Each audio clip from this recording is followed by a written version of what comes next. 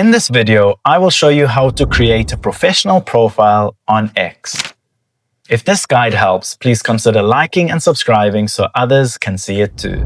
On X, go to your profile, edit your profile. It's important to add a clear profile picture. You can then crop the image to your liking, select apply, and then add a banner to your profile. Once you have added your banner, you can add a bio highlighting your niche and expertise.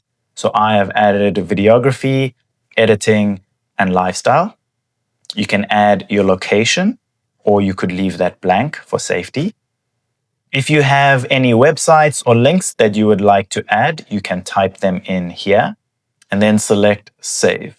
If you have content, videos, pictures, tweets that you would like to highlight on your profile, simply go to that post, tap the three dots in the top right corner and select pin. So I have it already pinned on my profile. And that is how you create a professional profile on X. If this guide helped, don't forget to like and subscribe.